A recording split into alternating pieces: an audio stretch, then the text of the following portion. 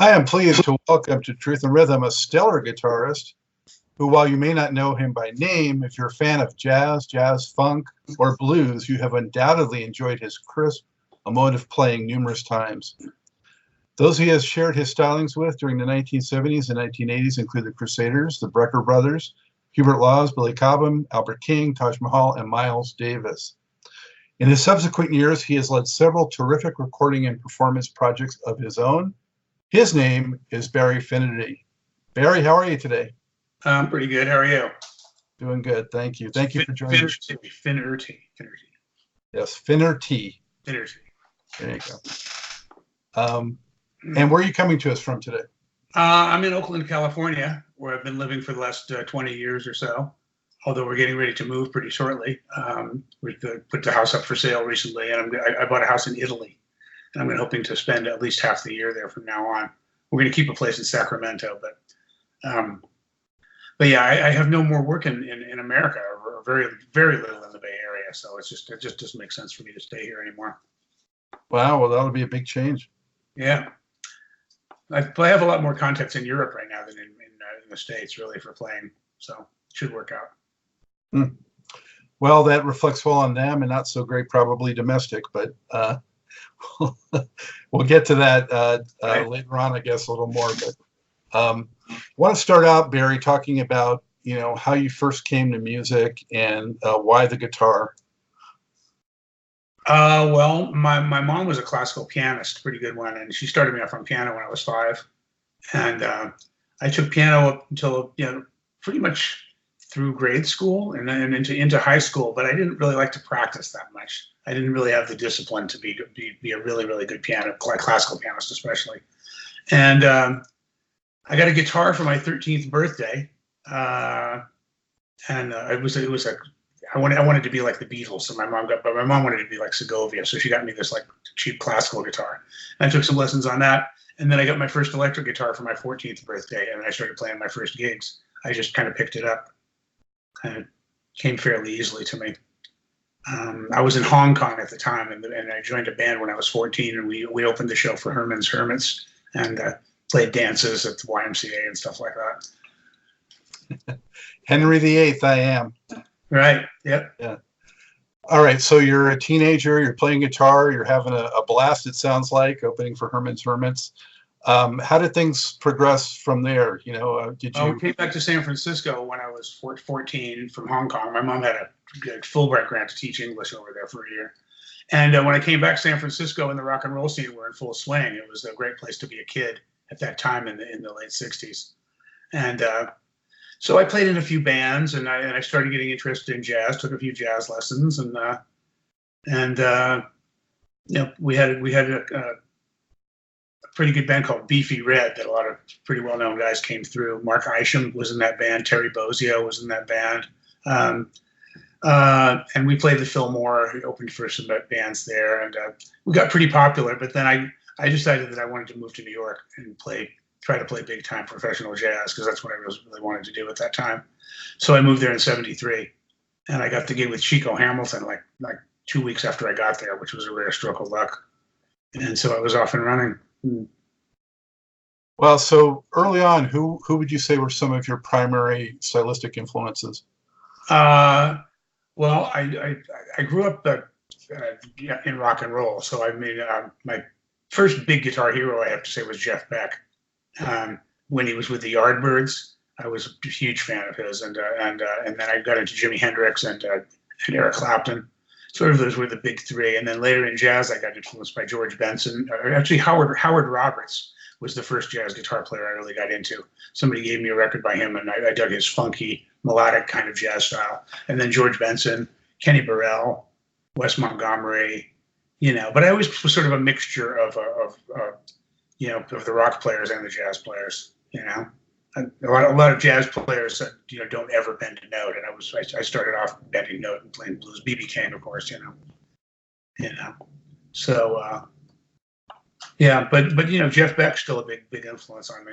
I would think, Oh, it's just incredible how well he's kept his. I don't think he's lost a step. I mean, I saw him not too long ago, and through the years seeing him, he's still just really on top of Yeah, he always will show you a sound that you haven't heard on a guitar. You know, he's really into getting different sounds out of the thing. You know, and I met him once, and he's a really nice guy, actually, too. Really, really unassuming and humble, you know, kind of guy. Very friendly. Did you ever get to see him perform in the late '60s, early '70s, or did you get a chance to see Hendrix? Yeah, I did it. I saw them both. I saw Hendrix's very first gig at the Fillmore in San Francisco. So I said it was a great place to be a kid because every top band would play in San Francisco at the Fillmore. And I saw Hendrix's very first gig. He was third bill.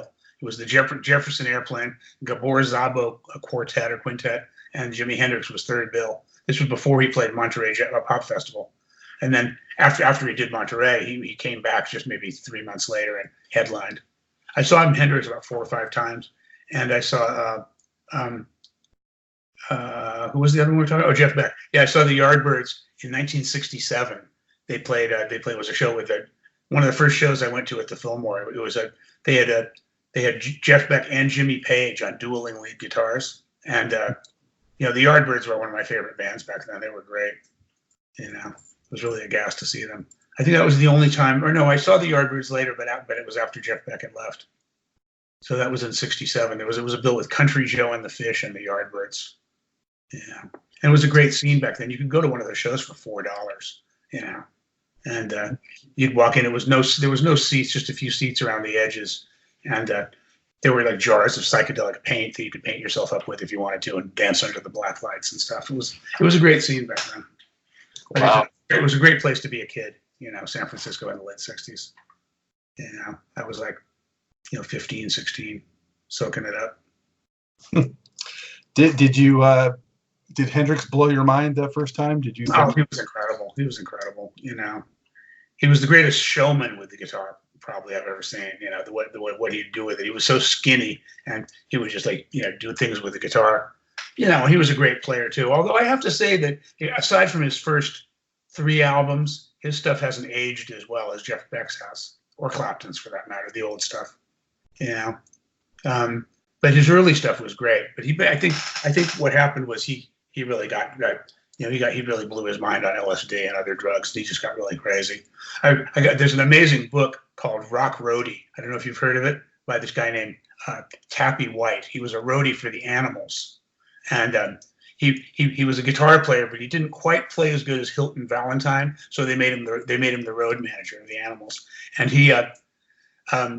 To make a long story short, he toured with the Animals for a while, but then when Chaz Chandler, the bass player of the Animals, discovered Jimi Hendrix and left the band to manage him and make him a star, Tappy White went with him, and so he followed him. He was following Hendrix's career through all that stuff, and the upshot of the book, which he waited till Mike Jeffrey, who was Chaz Chandler's partner and a real sort of English mafia dude, rock manager. He waited until Mike Jeffrey had died to put this book out, because the upshot of it was that Hendrix didn't die accidentally. They took him out. They had him at a party, and they poured 3 bottles. They knew he'd taken a bunch of downers, and they poured 3 bottles of wine down his throat because he was getting ready to leave the band. I mean, to leave Mike Jeffrey's management rather, and go out on his own, and they couldn't have that. He was worth more than Dead to Alive, so they offed him. It's an amazing book. And the Animals were a huge band back then. You know, they were one of my favorites. You forget how big the Animals were in the '60s. They were great. Yeah, Eric Burdon. But yeah, he's still doing it too. Beg pardon? Eric Burdon's still. Yeah, he's still out there too. He's still doing it. Yeah. This wild scene that you came up in the Bay Area in the '60s, how did that inform the development of your musical mentality and approach to music? Well, I think I was just lucky to have come up. Learning the rock classic stuff and the blues classic stuff. You know, like the Cream and Hendrix and all that stuff. Because when I got to New York, a lot of guys were playing jazz guitar, but I could play. A lot. I was trying to play pretty much straight ahead jazz. I had a Johnny Smith, and I wasn't bending too much. But then around '76 or '77, I started using distortion again and really rocking out. That came more naturally to me because I had come up doing it, so I could do it way more authentically than almost anybody else in the scene at that time. You know, playing that '60s psychedelic style of guitar. You know, so that's kind of how I got the gig with the Brecker brothers. Was I was playing with Ray Barretto, the big Latin band leader, and I was playing with Distortion, and Randy Brecker came in and saw me play, and that's when I got the gig with Heavy Metal Bebop Band, which was great, you know. And I'm still doing that. I love that stuff. I'm playing with Randy in a few weeks in New Jersey. We still do the reunion band sometimes, you know. Although I wish there was more gigs. There's only like 3 or 4 gigs a year. But, what was it like being in the studio on those sessions? Well, the Brecker Brothers was live. That was a live record. And we ended up working like weeks in the studio for Neil Jason to produce that East River La Di Da song. That was like they spent as much producing that one tune as they spent on the whole live record, more than twice as much probably, you know. But it was an incredible band live. I mean, Terry Bozzio was so dynamic back then. He was just incredible. You know, he'd been working with Frank Zappa and all of that. It was a great time. You know, the only trouble was we didn't get to tour that much because the record company really wouldn't give us any support. We did a 1-month tour at the end of which the Heavy Metal Bebop was recorded. That was the beginning of '77, April '77. How many years ago was that? Jesus, 42 years ago. And then we toured one more time in Europe in 1980, I think it was. But they really didn't give us any tour support. Most of our gigs were just in and around New York or maybe Philly or Boston. We couldn't really go on the road, you know. So that's the way that was. You're in, being in the Bay Area when you were, and being in New York when you were. I mean, both just incredible eras of music history. You were really fortunate, I guess, to be able to partake in that. I mean, tell us a little bit about the New York scene at that time when you were there, and what was it like? Well, when I got there in April of '73, and it was way more affordable than it is now. I mean, that's the understatement of the century, because my first apartment cost me $140 a month. Yeah, and if I had known what I was doing, I could have bought a house. I could have bought a house for $30,000 or something. I could have, everybody's got a New York real estate story, but it was the scene was alive then. A lot of the real legends and masters were still around and playing around. Elvin Jones with Jimmy Garrison, Cedar Walton Quartet with Billy Higgins and George Coleman. Bill Evans Trio. I could go down and see at the Village Vanguard. Just all the giants of jazz. We're still around, and there's stuff happening just about every night, and you didn't really have to pay.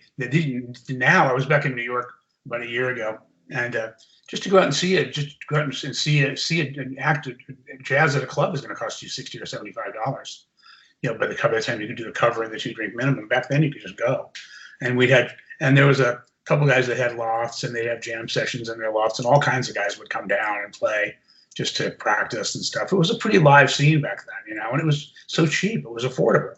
A 21-year-old kid could just get around and pay for your own apartment and rub elbows with some of the greats, And how did you ingratiate yourself so well to be able to get in on the sessions that you did? Well, actually, I didn't get in on that many sessions, honestly. There were guys that did tons and tons of sessions. I really wasn't a specialist in session work. When I got there, I was kind of green.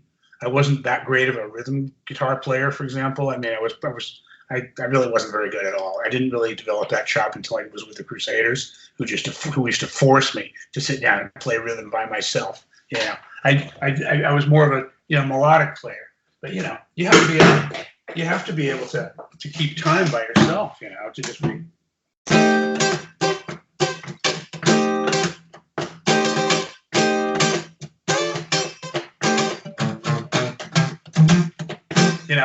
And I really wasn't getting that good at that time. So as a result, a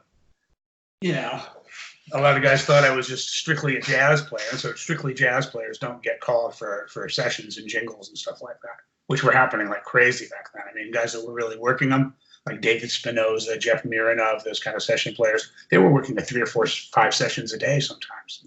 But I didn't get that many. I was lucky to be on a few important records, you know, like the Brecker brothers and Crusaders and stuff like that. But I really didn't get that much studio work, you know. And my pension these days shows it, you know. Yeah. I mean, a lot of those guys are getting pensions of $7,000-8,000 a month now, and Wow. a tenth of that, you know. So I have on your list of credits that I got here that you played with Albert King in '74. Is that correct? Albert King? No, I didn't play with Albert King. I did some gigs with B.B. King with the Crusaders, but Albert King I never played with. I met Albert King when I was like 16, I think, or 15. I was taking lessons in San Francisco at this music school, a music store called Sherman and Clay, and Albert King came in and wanted to get his guitar fixed, but they didn't fix him there. So I said, I know the place where they fix the guitars. I'll show you. So he gave me a ride in the station wagon that said Albert King, born under a bad sign on each door. And he took me, it was only like 5 or 6 blocks away, but he was talking the whole way. And I was like 15-year-old white boy. I didn't understand a word he said. It was like, it was such a Southern dialect. I really didn't understand it. But I got him over to the music store. And I remember I played a few licks for him just to try to show off. He goes, "Oh, you sound pretty good there, kid," you know. And then I went up to him in the Fillmore, maybe 2 years after that. He was playing the Fillmore. And I saw him standing by the bar. And I went up to him and I said, "Hey, remember me?" He goes, "Oh, yeah, you showed me the way to the music store." He remembered me. He remembered this little kid after a couple of years. So that was cool. But yeah, I never really, I never played with Albert. What about Hubert Laws? Is that correct? Or? Yeah, Hubert is my old friend. I started working with him, I think, in 1975 in New York, and yeah, and we're still pretty good friends. Yeah, we get together a couple times a year, you know, have dinner or whatever. How did you connect with him originally? I just heard he was looking for a guitar player. I was back in those days in New York. I was like on the case. Anybody that I heard was looking for somebody, I would try to get their number and call and see if I could get on the gig. And I think that's how it worked with Hubert. I might have had one. I think I had a friend that was playing with him at the time, and he gave me his name or something. His brother Ronnie was on this show not too long ago. Yeah. How's he doing? I haven't seen Ronnie in years. He's doing good. He wants to get out there more and play again. Mm-hmm. He said it's hard. It's not so easy to get gigs as you might think. Yeah, well, ain't that the truth, you know? I mean, even for a guy like him who had a million-selling record, you know? Yeah. Friends and Strangers was a platinum record. And Hubert tells a story about Ronnie, you know, how he tried to convince him after he did that record. He said, "Man, you've got to put your money into some real estate now. You got to buy that property." And because Hubert's sitting pretty right now. He lives in Imelda Marcos's old mansion on the LA Country Club with a swimming pool and tennis court. And Hubert's been very, very smart and conservative with his money decisions. But Ronnie didn't do it. He thought it'd be rolling in for a while, and so. You know, I think he's not as financially secure as Hubert is. Maybe I'm sharing too much information here. Was Hubert your path to the Crusaders connection? No, he wasn't actually. I know Hubert was in the original Crusaders, but no, me and Hubert were sort of just we became pals outside of the music thing because we both like to play tennis and ping pong, and we did. There was a 24-hour ping pong place we used to go like at midnight and stuff and play for a couple hours for quite a few years back in the 70s. But yeah, I met the Crusaders through Ray Barretto, the Latin percussionist conga player. The Crusaders got brought in to produce a record for him, and that's how I met them. We went out to LA and did a couple. They recorded one of my tunes, and then after that, I decided I wanted the gig with the Crusaders because their guitar chair was kind of up in the air. And I called them like every week for about a year or 6 months. And finally, they called me to play on a Joe Samples record, The Rainbow Seeker, his first solo record. And then it took another year or so after that. But then they called me and I did Street Life. So did you succeed? Was it Larry Carlton or? No, they had a guy named Billy Rogers in between. he was a great guitar player, but he had a lot of drug problems. He ended up ODing. I think he wasn't even 40, maybe 37 or something. It's a shame, but he was a great player, Billy Rogers. What were those guys like? Joe Sample, of course, an amazing piano player. Wilton Felder, Wayne Henderson. What were those guys like? Well, they it was a great experience playing with the band. They taught me a lot especially about playing rhythm. They used to force me to play, to play rhythm by myself until they were satisfied with the groove. Some of it was negative reinforcement, like they what I'm not getting. I'm not getting that feeling like whoom waka waka waka whoom waka. Like I'm trying, It was funny because on Street Life, they pretty much I was new to them, and they sort of just let me do what I was hearing, and they got really good results. I thought, the stuff that I did on the record, they were really happy with. But then after they had the hit, they figured they had the formula of how to make hits, and then they would try to they get 2 or 3 guitar players, like sometimes 2 other guys besides me would be in the studio, and they'd tell us, Barry, just go bump bump bump bump bump bump, and it's like, well, what if I tried? No, don't tell me that. Just do what I'm telling you. So they kind of like restricted what I was able to contribute creatively in the after Street Life. But it was a good time. I mean, they were doing great gigs and flying all over the world and stuff. So I didn't realize it didn't really get much better than that. They were flying us first class and for a while, and staying in great hotels and great big concerts, and it was nice. But Well, who was most like that in the band, though, kind of barking at you? that was Wilson. Yeah. Wilson was like kind of he was a reformed sinner. He had been a real sinner back before, but he was a devout Jehovah's Witness. He spent all his time in the bus with his Watchtower magazine, just highlighting different passages in yellow.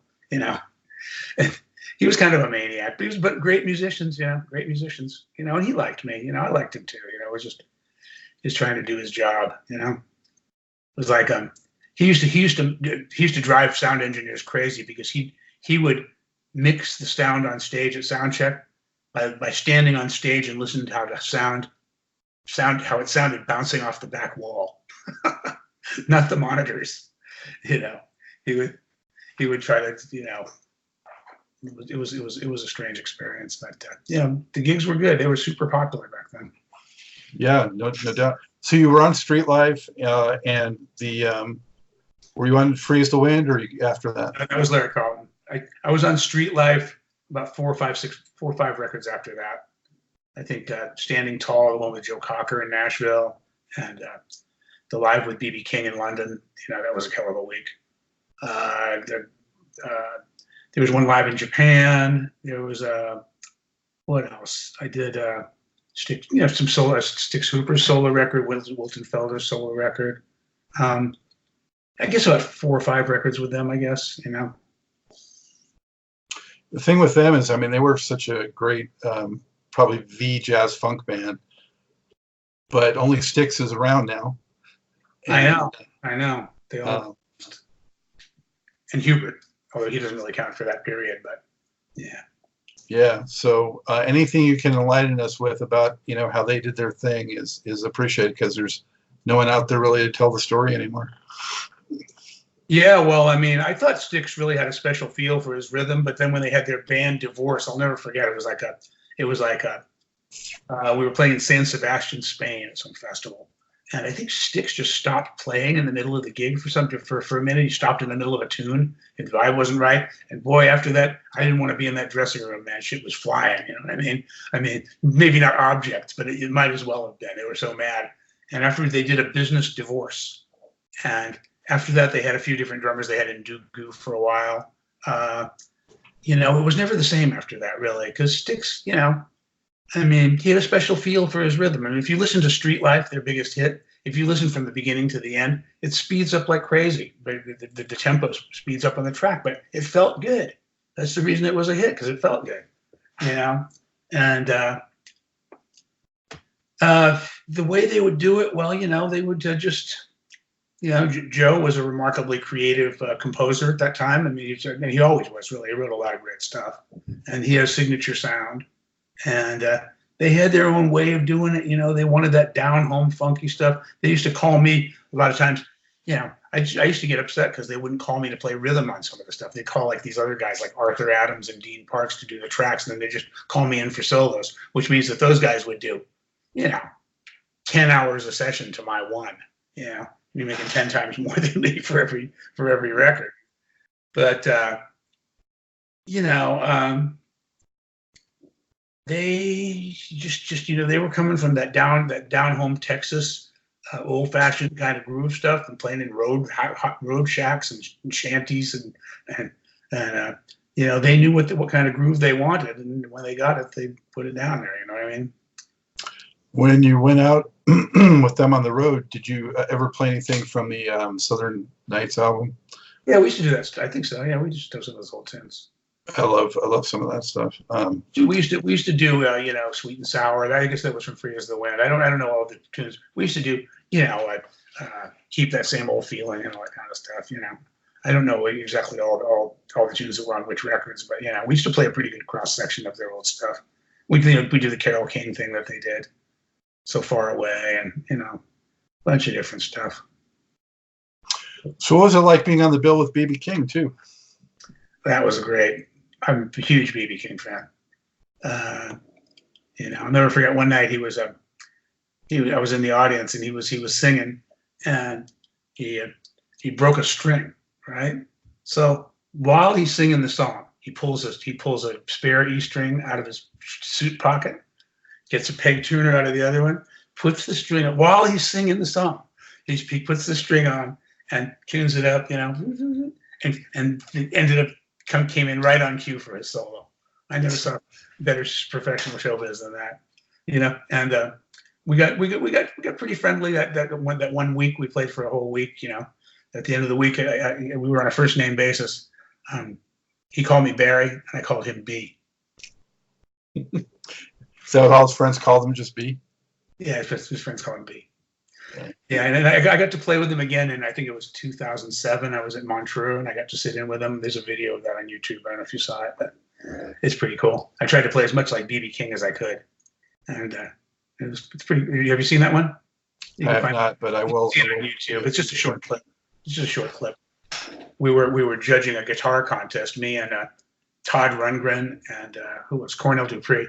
We judged this guitar contest, and then when a BB set. In the big room that night or 2 nights later, they had the winner of the guitar contest, and they also invited me and Cornell to sit in. And it was like 2:45 in the morning, and BB had already been doing a 2-hour and 45-minute set, and he was like 80 already, or 79, right? And if I was him, I would have been going, "Damn, what time is it? Can I get a stage now? Can I go home?" But he was like, "Ladies and gentlemen, you cannot believe what a pleasure it is for me to be up here with these fine young guitar players," you know? And he meant it. He didn't want to go home. He just loved it up there, you know? What a guy. Yeah, what a great guy.